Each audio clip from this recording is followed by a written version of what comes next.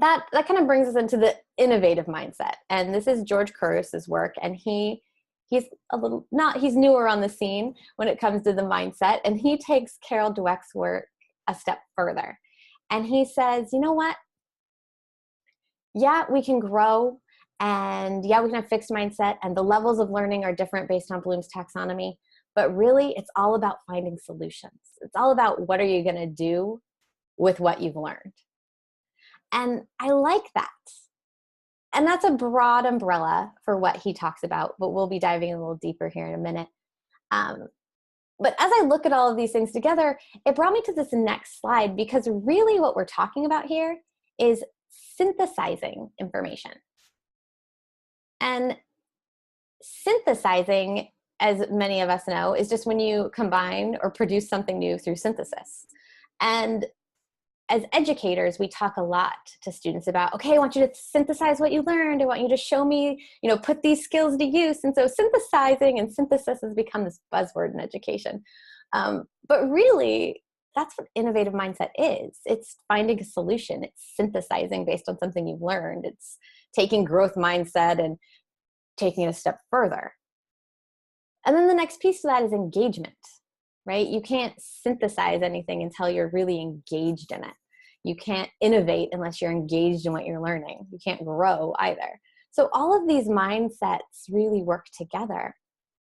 And so that's why I lumped that in here, is that, okay, so we synthesize through innovation. Innovation is really just synthesizing, and growing is, we're engaged. But I think engagement goes a step further to empowerment. And students truly engaged when they feel empowered. And there is a study by Tom Rath, and he published it in 2005. And it was one of those studies that I go back to time and time again, where he talks about empowerment and engagement. And the study is looking at adult employees. However, it's applicable in our setting here with students, in that if you truly want somebody engaged and to feel empowered, you need to look at their strengths.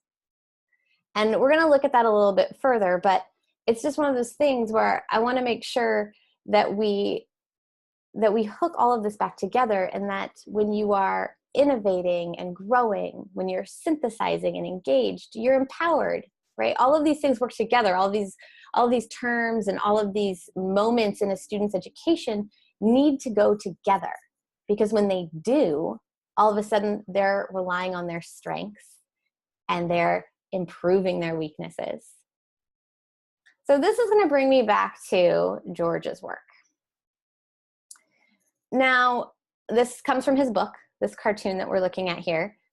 There's just no reason to reinvent the wheel. He does a wonderful job outlining the 8 characteristics of an innovator's mind.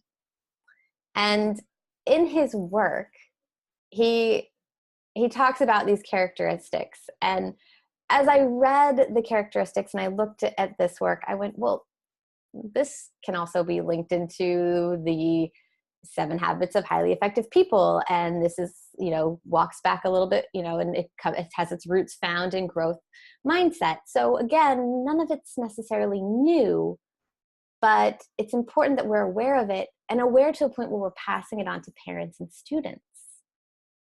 So innovative mindset, this is all geared towards the classroom. So we start with empathetic teachers. And those empathetic teachers are willing to put themselves in their students' shoes, because that's that first level of connection, that first level of engagement and empowerment, where the student feels like, okay, we're going to do this, and I feel like I have some way to go about it.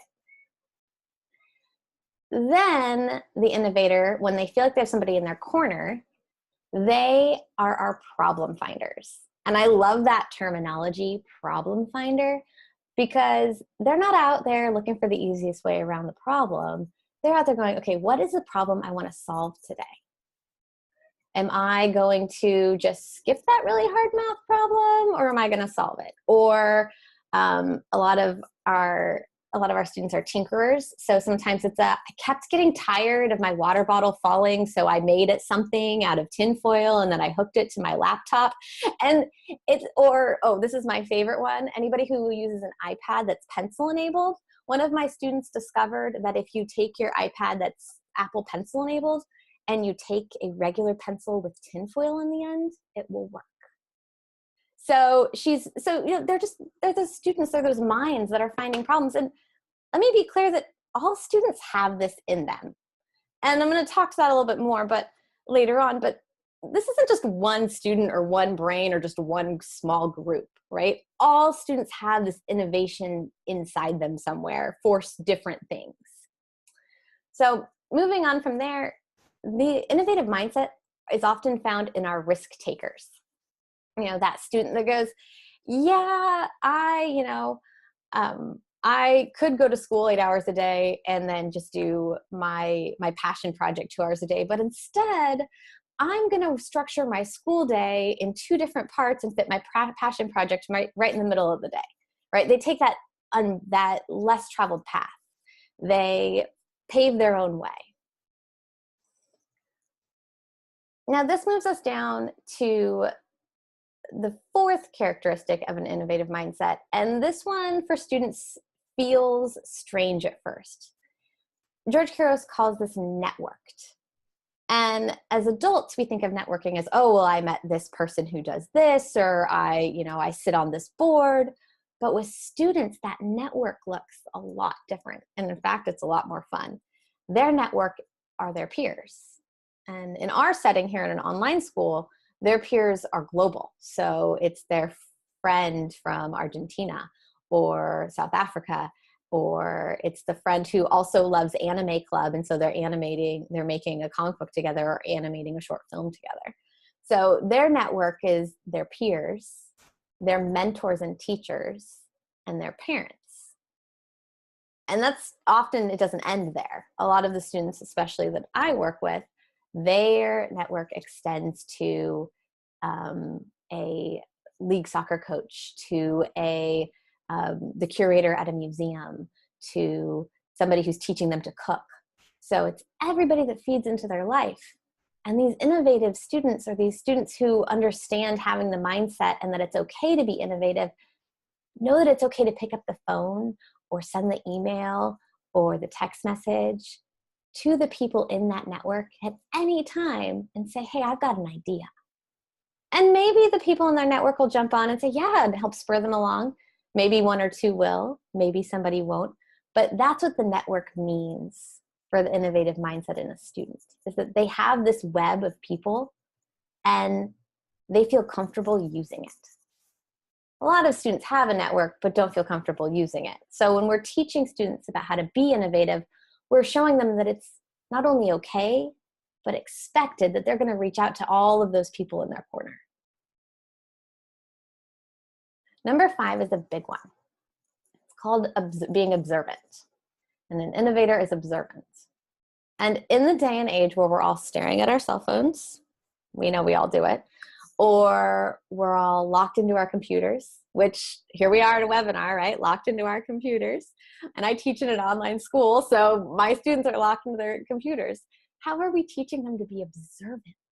How are we valuing that for them? And the truth is, it takes a little bit of practice. It didn't used to. I remember before cell phones, you watch a bug crawl across the stick, not a big deal. Now we're teaching mindsets and mindfulness and a way to teach students how to be observant. We're reminding them that it's okay to be bored, because in boredom and in the quiet spaces of life is when innovation happens. We're teaching them that sometimes you have to give yourself permission to just put that cell phone in your back pocket and just take in the moment around you. So that observant piece is a big piece. And at times I'm realizing it's really a taught piece. Students understand they have to observe during a science project because they have a piece of paper in front of them and they need to record something. Teaching them that bigger level of observation is something that when you're discussing innovation and growth with them, that you have to remind them that, okay, when during your day are you observing? no other task, to help them practice that. And then before you know it, their skill of observations go through the roof, because all of a sudden they're used to looking at their cell phone and talking to their friend and listening for tone of voice, right? This observation is shown with just an eye, but we all know that observation comes from feeling and hearing and tasting as well. And then an innovator, innovators are creators, right? I think I mentioned earlier, a lot of our students tend to tinker. So they not only have an idea, but then they're on the whiteboard figuring it out. They're drawing it on a piece of paper. They're gluing things together. They're finding tinfoil to put on a pencil to test a hypothesis about if it'll work on an iPad. So it's all of these pieces that we want to encourage in our students. And we've given it a name now, right? These are all things we know we should be encouraging, but we've given it this name of innovative mindset. And from there is resilience. Now, I have small children, and I don't know if any of you have seen Meet the Robinsons. It's a shameless plug. It's a very cute movie. But in the movie Meet the Robinsons, they're all scientists, and they celebrate failure, because from failure we learn. And so whenever I see this resilience graphic with the little guy falling on his head, it reminds me of that, of how many times do we fall down, but then learn we can do something a little bit differently. And, that fall isn't always a big fall. Maybe it's, somebody can never remember how to punctuate their sentence properly. Or maybe the fall down is, I studied and studied, but I still got a C on that math test. But teaching the student that resilience and climbing up over that literal mountain or that figurative mountain is still what they need to do, right? We want them to be resilient, and we want to show them it's okay to fail, right? Get back up, cheer that fall. As I mentioned, I have little kids, and mine are learning to ride bikes. So they fall down, we clap for that, just like when they make it across the street, because we want them to know, okay, you tried. So as parents and as educators, we really want to bring that into our classroom. We really want to bring that into our kids' mind. We want it just to be inherently in the back of their mind. It's okay to fail, and getting back up is worth cheering for.